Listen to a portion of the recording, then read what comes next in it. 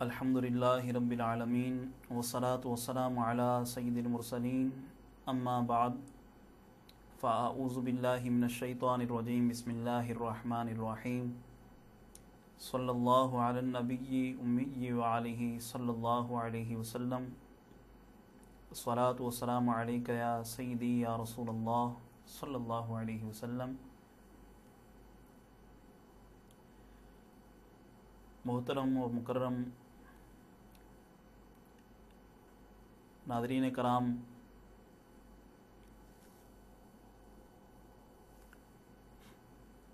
آج کی اس فقہی نشست میں ہم عید الفطر کے حوالے سے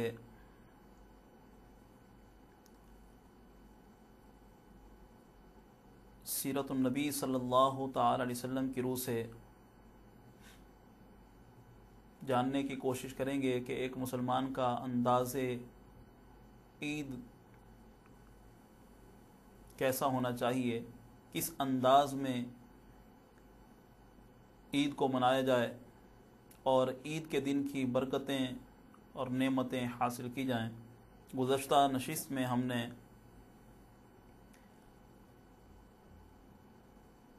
عید کی رات کے حوالے سے سنا تھا کہ عید کو مبارک شب کو کس انداز میں گزارنا چاہیے، اور اسی کے درس میں ہم نے یہ سنا کہ عید کی رات کو رسول کریم علیہ الصلوۃ والسلام نے انعام کی رات فرمایا اور یہ حکم فرمایا کہ نماز عید کی ادائیگی سے پہلے بہتر اور افضل ترین یہی ہے کہ صدقہ فطر جو ہے ادا کیا جائے۔ تو عید کی مبارک شب جسے لیلۃ الجائزہ کہا جاتا ہے، اور عید کی نماز سے پہلے صدقہ فطر کا جو بیان ہم گزشتہ نشست میں سن چکے ہیں، اور اب کی نشست میں انشاءاللہ ہم نماز عید کا طریقہ، نماز عید سے پہلے نماز عید کی ادائیگی کے لیے وہ امور، وہ کام کہ جو ہمارے لیے سنت کی اور مستحب کی حیثیت رکھتے ہیں، اس سے متعلق، اور عید کے دن کو کس انداز سے ہم نے گزارنا ہے اور کس انداز میں ہمارے بزرگوں نے گزارا، تو اس کے متعلق انشاءاللہ سنیں گے، اور یہ نیت کرتے ہیں، کوشش کریں گے کہ انشاءاللہ اسی انداز کے مطابق ہم عید کا مقدس تہوار سیلیبریٹ کرنے میں، منانے میں کامیاب ہوں۔ چنانچہ سب سے پہلے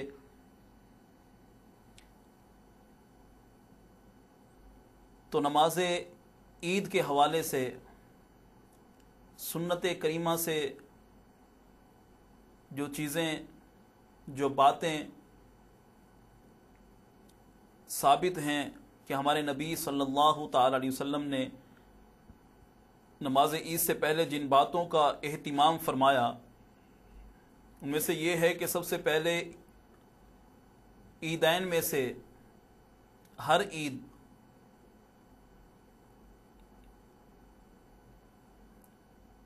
کی صبح نماز فجر کی ادائیگی کے ساتھ اس دن کی شروعات ہو، تو ہم میں سے بھی ہر ایک کی یہ کوشش ہونی چاہیے کہ عید کے مقدس تہوار کی شروعات نماز فجر کی ادائیگی سے ہی ہو، اور اسی طرح ویسے بھی عمومی زندگی میں ہمیں ہر دن کا آغاز جو ہے وہ اللہ تبارک و تعالیٰ کی عبادت کاملہ سے کرنا چاہیے، تاکہ پورا دن ہمارے لیے باعث برکت رہے۔ تو نماز فجر باجماعت اپنے محلے کی مسجد میں ادا کریں، اور اس کے بعد نماز عید کی تیاری کی جائے اس انداز میں کہ نماز عید کی ادائیگی سے پہلے حجامت کرانا، یعنی اپنے سر کے بال، داڑھی کو सुन्नत मुबारका के सांचे में अहसन अंदाज में, अच्छे अंदाज में ढाला जाए, हजामत बनवाई जाए।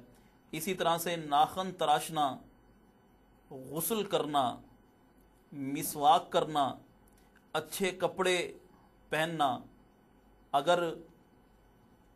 अल्लाह तबारक व तआला ने इस्तिताअत दी है, ताकत दी है, तो नया लिबास सिलवाया जाए। और अगर इसकी इस्तिताअत और ताकत नहीं है तो अच्छा लिबास ज़ेबतन किया जाए, धुला हुआ साफ़ सुथरा लिबास। और इसी तरह खुशबू का इस्तेमाल करना, ये भी सुन्नत नबवी से शुमार किया जाता है। इसी तरह अंगूठी पहनना, नमाज ईद की जानिब आने से पहले अंगूठी का इस्तेमाल, ये याद रखिए कि मुसलमान मर्द पर फ़कत चांदी की अंगूठी और जिसमें फ़कत एक नगीना हो, और चांदी की अंगूठी का वज़न भी 4.5 माशे तक है, कि इतनी लिमिट की अंगूठी 4.5 माशे चांदी की अंगूठी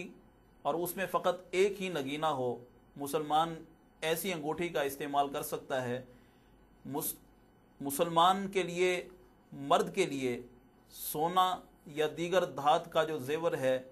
वो बिल्कुल इससे मना किया गया, बल्कि अगर सोने का इस्तेमाल होगा तो इसको फ़ुक़हा कराम ने हराम लिखा है। तो इसमें एहतियात की जाए कि मुक़द्दस दिन है, अजीम त्यौहार है, इसका आगाज़ किसी भी तौर पर हराम कारी से नहीं बल्कि शरीयत मुताहरा के दामन से वाबस्ता होकर हमने इस मुबारक दिन को जो है वो सेलिब्रेट करना है। तो अंगूठी का इस्तेमाल ईद के दिन ये सुन्नत मुबारका से है। इसी तरह से नमाज ईद के लिए जब हम चले हैं तो ईद उल फित्र के मौके पर ताक अदद में खजूरें खाकर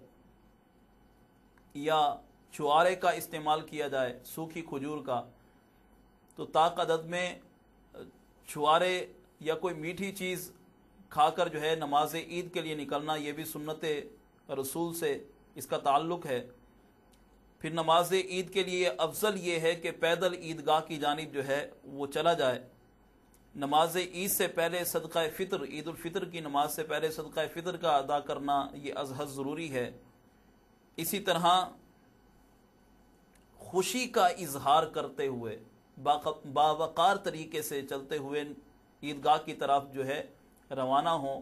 खुशी, मुस्कराहटें और बावकार तरीके से इस अंदाज में ईदगाह की तरफ चलना, ये तमाम उमूर सुन्नत रसूल करीम अलैहिस्सलातु वस्सलाम से हैं। अब ईदगाह में पहुँचे और नमाज ईद का तरीक़ाकार, इससे अक्सर व बेशतर मुसलमान नाबलद होते हैं, जिसकी वजह से इस अजीम त्यौहार के, इस अजीम इबादत को सही मानों में अदा करने से कई लोग कासिर रहते हैं। तो पहले से ही ईद नमाज का तरीक़ाकार जो है वो अपने जहन नशीन रखना चाहिए। हम मुसलमान हैं और शिआर इस्लाम से जो चीज़ ताल्लुक़ रखे उसको हासिल करना और उसको अपने ऊपर लाजिम करना, ये हर मुसलमान के लिए जो है वो अज़हद ज़रूरी है। तो नमाज ईद मुसलमानों पर अल्लाह तबारक व तआला की जानिब से वाजिब फरमाई गई। सबसे पहले हम नमाज ईद की जो है नियत करेंगे। नमाज ईद की ये खुसूसियत है, ईद उल फित्र हो या ईद उल अज़हा, इसमें 6 ज़ायद तकबीरात होती हैं। तो सबसे पहले हम नियत करेंगे 2 रकात नमाज ईद उल फित्र वाजिब 7 ज़ायद 6 तकबीरों के, 2 रकात नमाज ईद उल फित्र वाजिब मा ज़ायद 6 तकबीरात के, अल्लाह तबारक व तआला की इबादत की नियत, इमाम की इक्तिदा की नियत करेंगे। उसके बाद ईद उल फित्र और ईद उल अज़हा में, ईदैन की नमाज में जब इमाम तकबीर तहरीमा कहेगा, पहली तकबीर, نماز کی تو یہ تکبیر تحریمہ کہتے ہوئے دونوں ہاتھ جس انداز میں عمومی نمازوں میں نماز پنجگانہ میں تکبیر تحریمہ کہنے کے بعد ہم ہاتھ ناک پر باندھ لیتے ہیں اور قیام کی حالت میں آ جاتے ہیں، تو اسی انداز میں ہم نے ہاتھ باندھ لینا ہے اور ثنا پڑھیں گے، سبحانک اللہم و بحمدک و تبارک اسمک و تعالی جدک و لا الہ غیرک۔ تکبیر تحریمہ کے بعد ہاتھ باندھ لینے ہیں اور ثنا پڑھنی ہے۔ اس کے بعد زائد 3 تکبیرات ہوں گی۔ جیسے ہی امام ثنا کے بعد تکبیرات کے لیے صدا بلند کرے گا، امام کی جانب سے تکبیرات کی صدا بلند ہوگی، تو ہر تکبیر میں تکبیر تحریمہ کے بعد ہاتھ باندھ لینا ہے۔ ہم نے ثنا پڑھی، اس کے بعد تکبیر پڑھی گئی تو امام کی اقتداء کرتے ہوئے ہم دونوں ہاتھ اپنے کاندھوں تک اٹھائیں گے اور انگوٹھے، دونوں ہاتھ کے انگوٹھے کانوں کی لو سے لگائیں گے اور یوں ہاتھ اٹھا کر اللہ اکبر کہتے ہوئے ہاتھ اٹھائیں گے اور ہاتھ چھوڑ دیں گے۔ ہاتھ باندھنے نہیں بلکہ چھوڑ دینے ہیں۔ پھر اسی طرح سے دوسری تکبیر ہوگی، ہم ہاتھ اٹھائیں گے، کانوں کی لو تک جو ہے یہ اپنے ہاتھوں کے انگوٹھوں کے پورے لگائیں گے۔ دوسری تکبیر کے بعد بھی اسی طرح سے اللہ اکبر کہتے ہوئے ہم ہاتھ اٹھائیں گے اور پھر چھوڑ دیں گے۔ تیسری تکبیر میں بھی اسی انداز میں ہم ہاتھ اٹھائیں گے، اب ہاتھ جو ہے چھوڑنے نہیں بلکہ باندھ لیں گے، اور پھر امام کی جانب سے قرات ہوگی، خاموشی سے قرات سنی جائے گی، رکوع و سجود کا سلسلہ ہوگا۔ دوسری رکعت میں، پہلی رکعت میں پہلے تکبیرات تھی، پھر اس کے بعد امام نے قرات کی جو ہم نے سنی۔ دوسری رکعت میں پہلے قرات ہوگی اور اس کے بعد 3 تکبیرات ہوں گی۔ تو تکبیرات میں کہاں ہاتھ باندھنے ہیں کہاں چھوڑنے ہیں، اس کا آسان ترین طریقہ فقہائے کرام نے ارشاد فرمایا کہ جس تکبیر کے بعد کچھ ہم نے پڑھنا ہے تو وہاں ہاتھ باندھ لیں گے، اور جس تکبیر کے بعد کچھ نہیں پڑھنا ہاتھ چھوڑ دیں گے۔ اب امام کے پیچھے مقتدی کے لیے قراءت نہیں ہے، یہ فرض نمازوں کا بھی یہی حکم ہے کہ امام کی اقتداء میں جب نماز ہم ادا کریں گے تو تب جو ہے امام کے پیچھے جو ہے قراءت جائز نہیں ہے، امام کی قراءت مقتدی کے لیے کافی ہوتی ہے۔ تو اب ان تکبیرات میں جو ہے جہاں پر ہم نے قراءت کرنی ہے وہاں ہم ہاتھ باندھیں گے، جہاں پر قراءت نہیں ہے وہاں ہاتھ چھوڑ دیں گے۔ جیسا کہ تکبیر تحریمہ ہم نے کہی، اس کے بعد ہم نے ثنا پڑھنی تھی، ہم نے ہاتھ باندھ لیے، اس کے بعد زائد 3 تکبیرات ہوئیں، 2 تکبیر کے بعد ہم نے ہاتھ چھوڑ دیے، تیسری تکبیر کے بعد ہم نے ہاتھ باندھ لینے ہیں کہ اب یہاں پر قراءت ہوگی۔ تو عیدین کی نماز میں پہلی رکعت میں امام قراءت سے پہلے 3 تکبیرات کہے گا اور دوسری رکعت میں قراءت کے بعد 3 تکبیرات۔ تو یوں ہم نے 2 رکعتیں جو ہے وہ مکمل کرنی ہیں۔ اب اس سے متعلق جو متفرق مسائل ہیں نماز عید سے متعلق، اس پر بھی تھوڑا غور کر لیا جائے کہ سب سے پہلے تو عیدین کی نماز میں اذان اور اقامت نہیں ہے۔ دوسرا فقہائے کرام نے یہ ارشاد فرمایا کہ جمعہ کے دن جمعہ کی نماز سے پہلے خطبہ ہوتا ہے اور عیدین کی نماز میں عید کی نماز کے بعد خطبہ ہوتا ہے، تو خطبہ بھی سننا چاہیے اور دعا میں بھی شریک ہونا چاہیے۔ اسی طرح اگر کوئی شخص امام کو رکوع میں پائے، اس حالت میں وہ عیدگاہ پہنچا کہ امام پہلی رکعت کے رکوع میں تھا، تو اس صورت میں فقہائے کرام نے ارشاد فرمایا کہ یہ شخص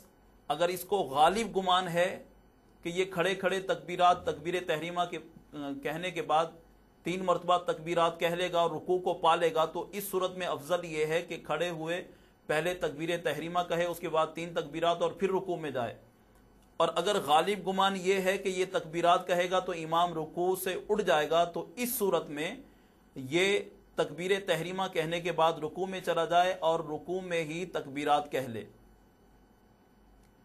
اگر اس حالت میں عیدگاہ پہنچا کہ امام پہلی رکعت کی رکوع میں ہے تو اب غالب گمان اگر یہ ہے کہ کھڑا ہو کر تکبیرات کہے گا تو اسے رکوع مل جائے گا، تو ایسی صورت میں افضل یہی ہے کہ کھڑا ہو کر تکبیر تحریمہ کے بعد 3 تکبیرات کہے اور اس کے بعد رکوع میں جائے۔ اور اگر غالب گمان یہ ہے کہ یہ کھڑا ہو کر تکبیرات کہے گا تو امام رکوع سے اڑ جائے گا، جس سے اس کی یہ رکعت جو ہے وہ فوت ہو جائے گی، تو اب یہ تکبیر تحریمہ کہنے کے بعد نماز میں داخل ہونے کے بعد تکبیر کہتے ہوئے رکوع میں چلا جائے اور رکوع میں یہ جو زائد 3 تکبیرات ہیں وہ کہہ لے۔ اسی طرح اگر دوسری رکعت میں کے رکوع میں پہنچا تو دوسری رکعت کے رکوع کا بھی یہی حکم ہے کہ 3 تکبیرات کہہ لے اگر غالب گمان ہے کہ رکوع مل جائے گا، اور اگر غالب گمان یہ ہے کہ امام رکوع سے اٹھ جائے گا تو ایسی صورت میں یہ رکوع میں جا کر 3 تکبیرات کہہ لے۔ اب جو دوسری رکعت میں آیا ہے اس کی پہلی رکعت اس نے امام کے سلام پھیرنے کے بعد کھڑے ہو کر ادا کرنی ہے، تو اس کو ادا کرنے کا وہی طریقہ کار ہے کہ جو نماز پنجگانہ میں اگر ہماری کوئی رکعت رہ جائے تو جس انداز میں وہ رکعتیں ادا کرتے ہیں اس انداز میں یہ رکعت ادا کریں گے۔ یعنی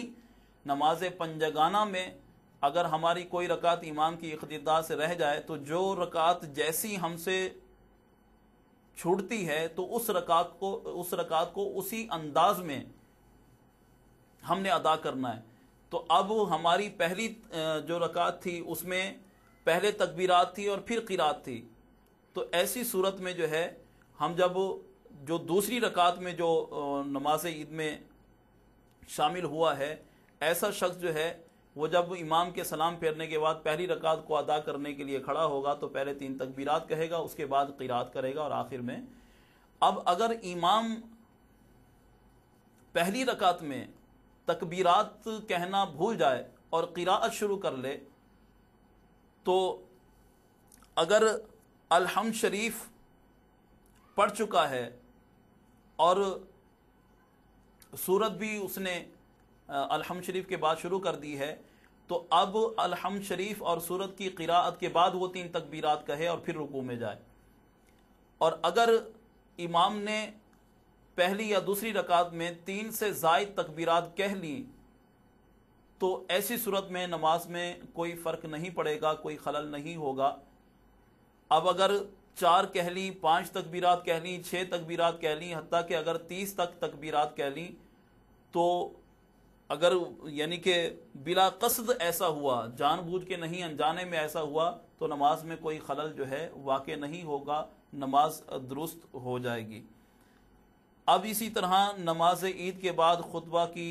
ادائیگی اور اس کے بعد دعا کے بعد جو ہے پھر مزید کچھ باتیں جو سنت سے تعلق رکھتی ہیں، وہ باتیں یہ ہیں کہ آپس میں ایک دوسرے کو عید کے مقدس تہوار کی مبارکباد دینا یہ بھی مستحب ہے۔ مصافحہ اور معانقہ کرنا یعنی ہاتھ ملانا اور گلے ملنا یہ بھی مستحب طریقہ کار ہے۔ اور اسی طرح ایک خاص بات کہ تکبیر تشریق اللہ اکبر لا الہ الا اللہ واللہ اکبر وللہ الحمد، ان کلمات کو تکبیر تشریق کہا جاتا ہے۔ عید الفطر کی نماز کے لیے جب ہم چلیں گے جانب عیدگاہ تو اس تکبیر کو آہستہ آواز کے ساتھ کہ اتنی آواز کے خود سن سکیں،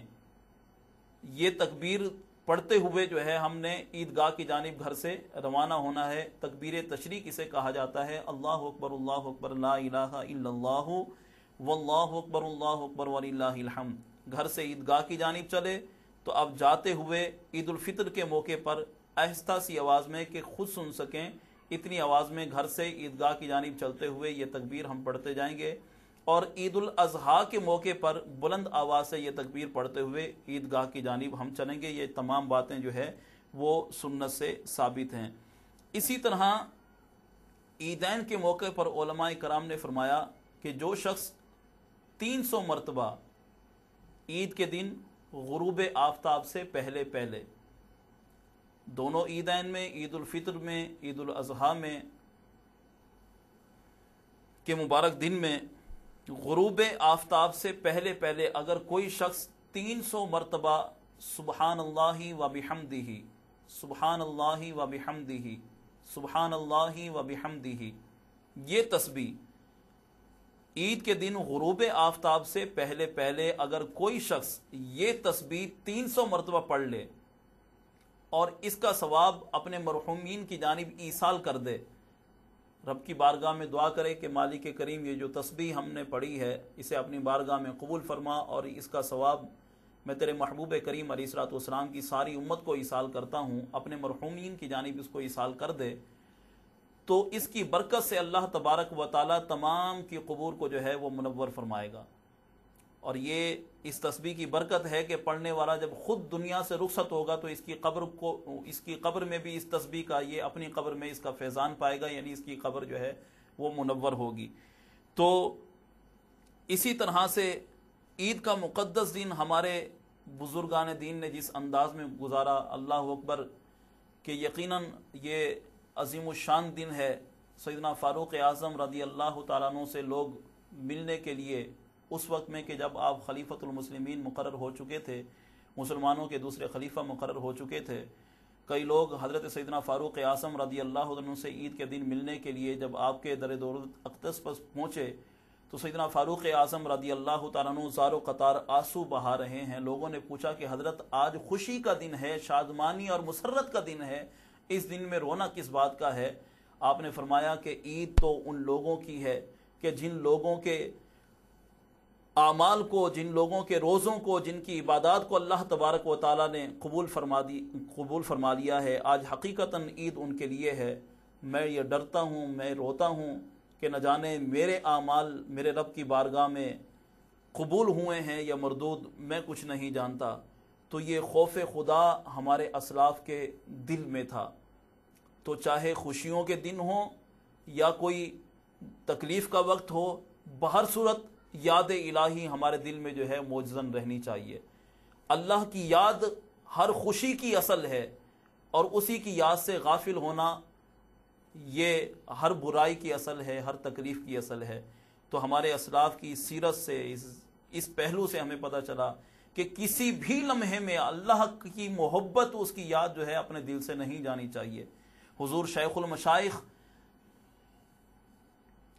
شیخ محی الدین عبد القادر جیلانی گیلانی بغدادی رضی اللہ تعالیٰ عنہ المعروف غوث اعظم سرکار رضی اللہ تعالیٰ عنہ، شیخ محی الدین عبد القادر جیلانی پیران پیر دستگیر، سلسلہ عالیہ قادریہ کے عظیم پیشوا، میرے شیخ، میرے پیر غوث الاعظم دستگیر رضی اللہ تعالیٰ عنہ بھی عید کے دن اسی طرح سے جو ہے رو رہے تھے۔ جب لوگوں نے وجہ پوچھی تو آپ نے فرمایا کہ میرے لیے تو عید کا دن وہ ہوگا کہ جس دن میں اپنا ایمان سلامت لے کر دنیا سے رخصت ہوں گا۔ تو ہمارے شیخ نے ہماری توجہ اس جانب مبذول کرائی کہ اصل میں حقیقتاً خوشی کا موقع وہ ہے کہ جب انسان اس دنیا میں، ایک مسلمان اس دنیا سے اس حالت میں رخصت ہو کہ اس کی عبادتیں، اس کی ریاضتیں، اس کے معاملات اللہ تبارک و تعالیٰ کے ہاں قابل قبول ہو جائیں، اور رب اس قدر راضی ہو اور خوش ہو کہ بندے کو موت کے وقت جو ہے اس کو ایمان کی سلامتی نصیب ہو جائے۔ تو خوشی کے اس تہوار پر ہمارے اسلاف کی اس انداز میں گفتگو کرنا ہماری توجہ اس جانب مبذول کراتا ہے کہ خوشی کے تہواروں کو اس انداز میں نہ سیلیبریٹ کیا جائے، اس انداز میں نہ منایا جائے کہ اس خوشی کی آڑ میں ہم اللہ اور اس کے رسول کی یاد کو، اپنے دین کی حمیت اور غیرت کو، اسلامی تہذیب اور تمدن کو ہی بھلا دیں۔ یہ کوئی طریقہ کار مسلمانوں کا نہیں ہو سکتا۔ ہمارے اسلاف نے ہماری جانب توجہ مبذول کرائی کہ مانا کہ خوشی کا دن ہے اور خوشی منانی بھی چاہیے، اور ہم نے عید کے مستحبات اور سنتوں میں یہ ذکر کیا کہ اس دن خوشی کا اظہار کرنا چاہیے، مبارکباد دینی چاہیے، لیکن دل میں خدا کا خوف بھی موجود ہو، دل میں اللہ تبارک و تعالیٰ کی محبت بھی موجود ہو، اور اس کے ساتھ ساتھ یہ دعائیں بھی موجود ہوں کہ میرے مولا جس طرح آج تو نے یہ انعام کا دن ہمیں عطا فرمایا، خوشی کا دن عطا فرمایا، ہمارے لیے ہمارے حق میں یہ حقیقی خوشی بھی لکھ دے کہ موت کے وقت ہمیں وہ ایمان کی سلامتی کی خوشی نصیب ہو جائے، موت کے وقت ہمیں کلمہ طیبہ کے حصول کی خوشی نصیب ہو جائے، حقیقی معنوں میں ہم اسلام کو جو ہے زندہ اور جاوید لے کر اپنی دنیا سے، اس دنیا سے جو ہے رخصت ہوں، اگلی دنیا میں پہنچیں۔ حقیقتاً خوشی وہی ہے کہ جب بندہ جو ہے اپنا ایمان سلامت لے کر جو ہے وہ دنیا سے رخصت ہو۔ حضرت وہاب بن منبع رحمۃ اللہ تعالی علیہ بہت ہی عظیم مرتبہ کے ولی زمانہ گزرے ہیں۔ آپ فرماتے ہیں کہ جب عید کی مبارک رات آتی ہے تو شیطان اس قدر بدحواس ہو کر روتا ہے کہ اس کی بدحواسی کو دیکھ کر، اس کی بے قراری کو دیکھ کر اس کے چیلے چمار سب جمع ہو جاتے ہیں اور کہتے ہیں کہ یہ بدحواسی کس چیز کی ہے؟ تو وہ شیطان کہتا ہے کہ میں نے اللہ تبارک و تعالیٰ کی ناراضگی کو مول لیا، اس نے مجھے ہمیشہ کے لیے مردود قرار دے دیا، لعنتی قرار دے دیا، اپنی رحمت سے مجھے دور کر دیا، جہنم میرا مقدر بنا دیا۔ شیطان اس قدر بدحواسی سے یہ گفتگو کرتا ہے اور کہا کہ ایک جانب امت محمدیہ ہے کہ جنہوں نے اللہ تبارک و تعالیٰ کی رحمتیں حاصل کی، کیونکہ ماہ رمضان میں کا عشرہ رحمت کا ہے، مغفرت کا ہے، جہنم سے آزادی کا ہے، تو انہوں نے جہنم سے آزادی حاصل کی، رحمتیں حاصل کی، مغفرتیں حاصل کی، سعادتیں حاصل کی، نعمتیں حاصل کی، اور آج ان کو جو ہے انعام کا دن یہ عید کے طور پر مل گیا ہے۔ شیطان بدحواس ہو جاتا ہے تو وہ اپنے بدحواسی کے حالت میں اپنے چیلوں سے یہ کہتا ہے کہ اب ان لوگوں کو اگر تم ان نعمتوں اور سعادتیں جو یہ حاصل کر چکے اس سے ان کا دامن چھڑانا چاہتے ہو تو بہترین طریقہ کار یہ ہے کہ ان کو نفسانی خواہشات میں لگا دیا جائے، دنیا کی لذتوں کی جانب پھیر دیا جائے۔ اور پھر ہم یہ دیکھتے ہیں کہ جس طرح سے ماہ رمضان مبارک میں ہماری مسجدیں آباد ہوتی ہیں، جس طرح سے حقوق اللہ اور حقوق العباد کی پاسداری مسلمان کر رہے ہوتے ہیں، ماہ رمضان کے بعد وہ نتیجہ ہمیں نظر نہیں آتا۔ تو بہرحال شیطان کے ہتھ کنڈے میں آنے سے بہتر یہ ہے کہ ہم خوشی کا موقع ہو یا کوئی غمی کا موقع ہو، تکلیف ہو یا آسانی ہو، بہر صورت جو ہے اپنے رب کی یاد کو اپنے دل میں رکھیں، اس کی محبت سے اپنے قلوب اور اذہان کو ہمیشہ جو ہے موزن کرتے رہیں۔ اللہ تبارک و تعالی کل عالم اسلام کو یہ عیدین کی خوشیاں جو ہے نصیب فرمائے۔ وآخر دعوانا ان الحمد للہ رب العالمین۔